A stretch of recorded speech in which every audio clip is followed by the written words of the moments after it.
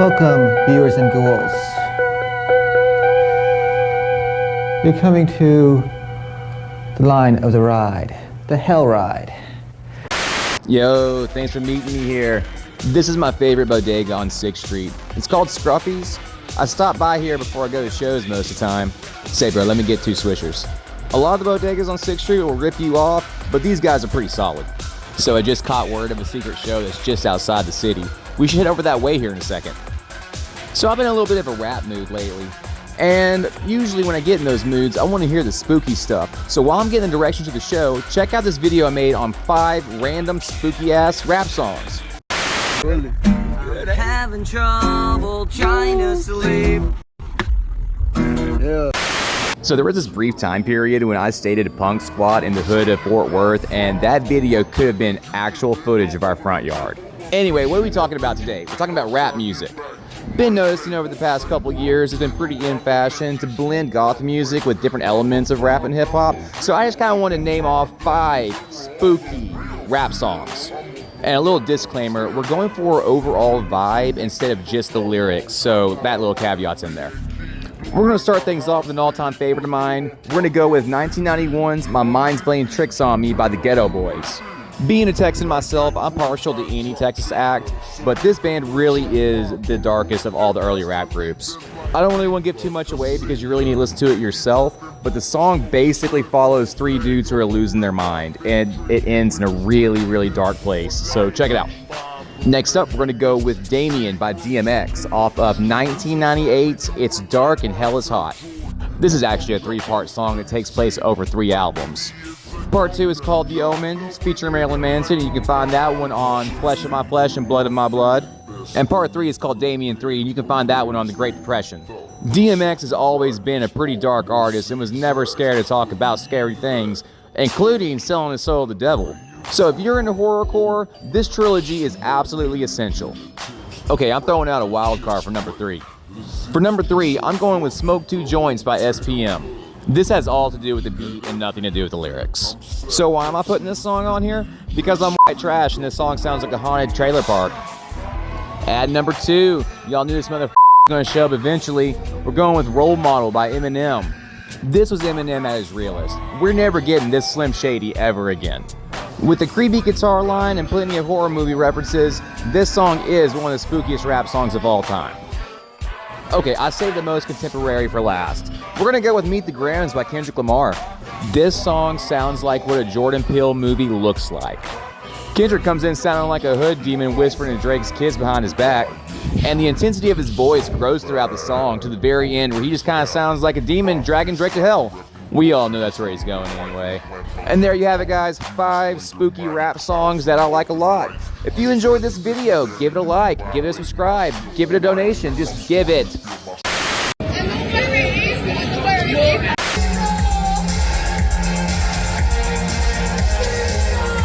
Now meet the club kids. They say they don't need a messiah. Wallpaper, Michael, Richie, and Julie have made the pursuit of pleasure into a religion. They are total hedonists who live to stay out all night, do drugs, and party. That's simple, Wallpaper, yes? Yeah, well, basically we get paid to... So a lot of people don't know this, but actually the first kind of music I was ever super into was rap music. I was probably 5 or 6 years old and heard Dr. Dre for the first time, and I was sold. And then about 6 years later, I went to my first death metal show and decided that I'm just going to dedicate my entire life to this whole thing. You know, talking about this makes me think of a conversation I had last week at the Ghost show. I had a friend ask what content creators have inspired me over the years, so I put a video together, so here, check that out. But first, let's check out this week's sponsor. It's me, I'm the sponsor. What's going on, y'all? This is Jacob with Secret Society of Goths. And I've spent the past half-decade making content from bands from all over the world. And if you're an artist ready to take your band to the next level, I have a few promo packs that I have designed specifically to grow an audience organically. Not only will these promo packs introduce you to new fans, but they'll also connect with the community as a whole, which includes other artists to collab with, booking agents looking to fill shows, and label reps looking for new artists to sign. Who knows? All these people watch me. So if you're an artist ready to take that step, DM me on Instagram and let's get a plan worked out. Alright, back to the show.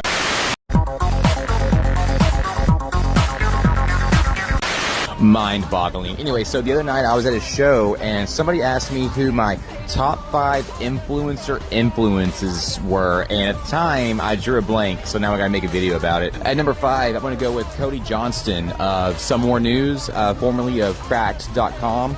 I started watching him when he started doing the news on Cracked, and then Cracked fell apart, and now he has his own thing with Katie Stoll, and they have a whole thing called Some More News. I've always been a big fan of political comedy.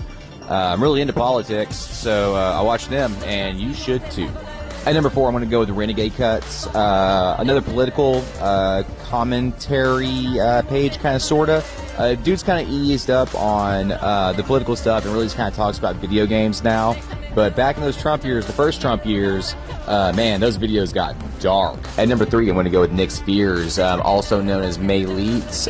She's one of the most legendary horror content creators on YouTube. Been following her a real long time. That's where I go to get all my information about horror movies.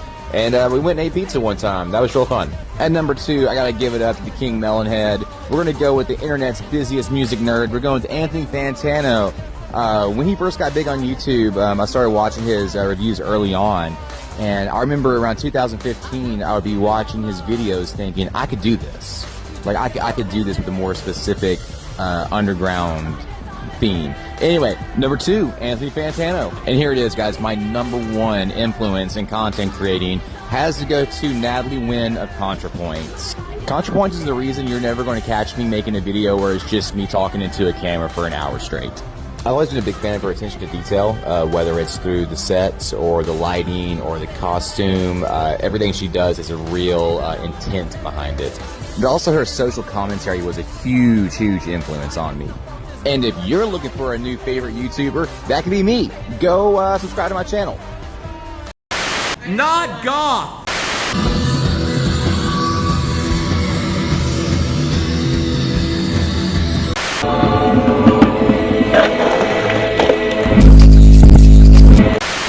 Hell yeah.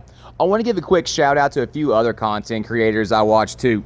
You got Dan Frampton up in Canada, daily talking shit about music, so sub to him. Darby Valentine is another YouTuber I've been watching lately. She basically just does a whole bunch of spooky shit. I also want to give a shout out to Justin Wang. Thanks for all the support, homie. Okay, listen, we can take a shortcut to the show through this alley right here. But you guys stay close because this alley in particular is more dangerous than all the other ones around here. It's home to some of the sleaziest, most smelly... Oh no, it's Aaron Miklo! Run!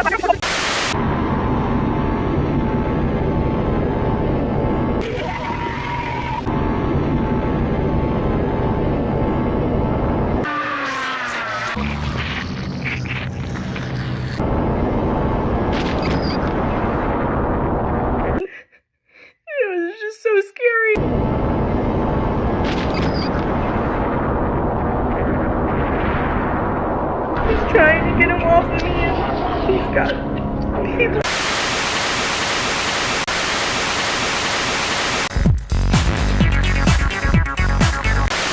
Wow, that is unbelievable. Well, we gotta talk about this week's top 5. Let's get to it.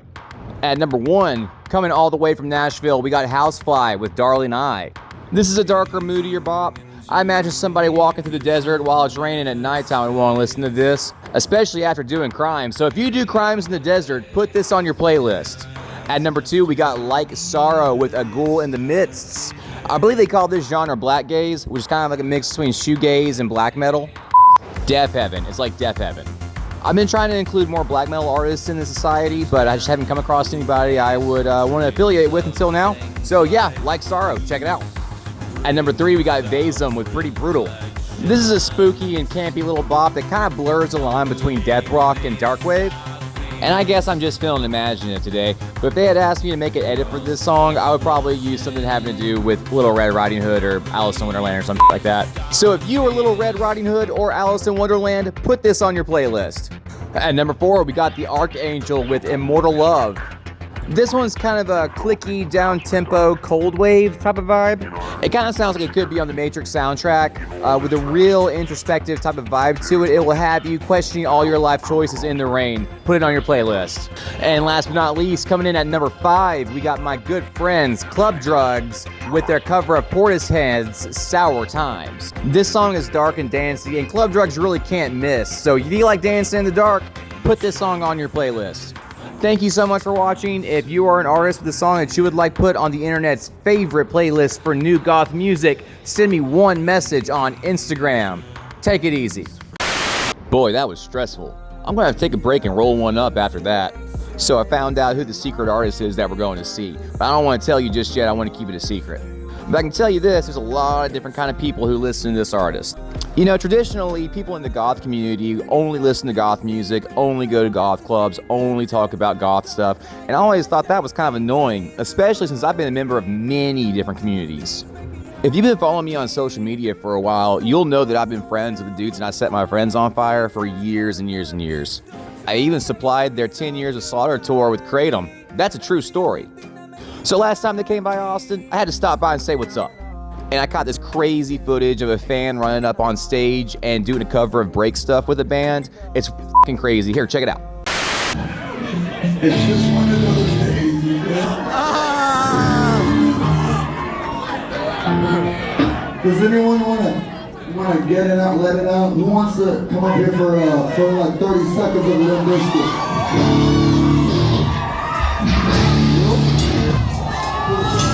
Who knows the words? You know?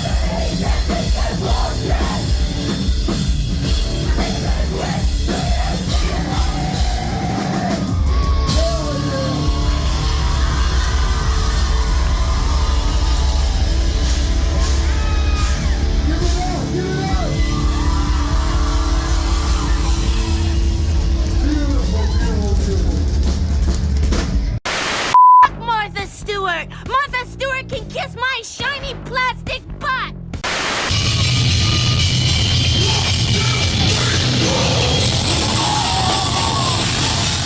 Marijuana. Stimulating. Mind expanding. Safer to use than alcohol. It's the in thing.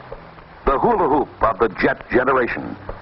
Marijuana is an intoxicating, mind-muddling drug, and as much a part of growing up as smoking corn silk behind the back fence.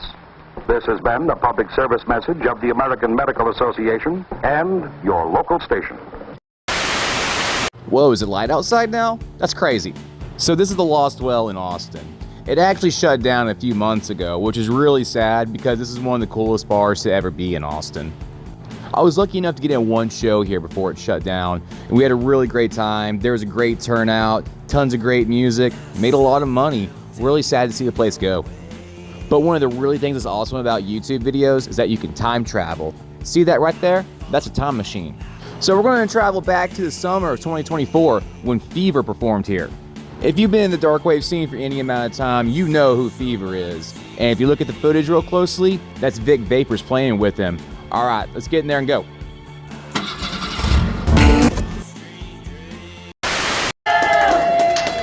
Thank you so much. We got one though. We're fucking tired, but we're happy to be here. We love you guys. Yeah! Excited about this. We'll try to do this tomorrow, San Antonio. Thanks for coming out. Let's fucking go. Get the fuck up.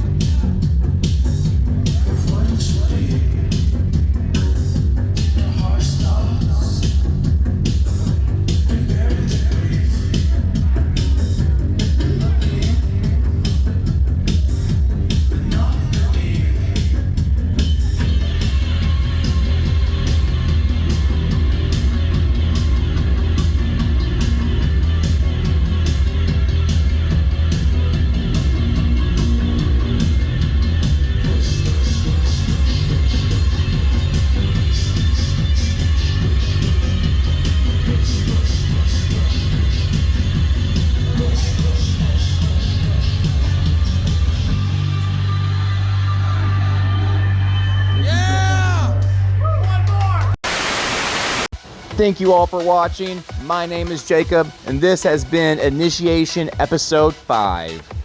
If you enjoyed this week's episode, give me a like, give me a subscribe, leave a comment, and until we get some sponsors on this bad boy, this whole thing is all community supported. So if you're an artist with some new music you're trying to get out there, send me a DM on Instagram. Let's get something worked out. If you are a shop owner, DM me on Instagram. I'd be happy to make some content for y'all. And if you're just a fan and want to show support, I'm leaving my handles down below. I'm not going to do Patreon because I don't think they should get a cut of your support from me. So yeah, thank you all for watching, and y'all stay safe out there.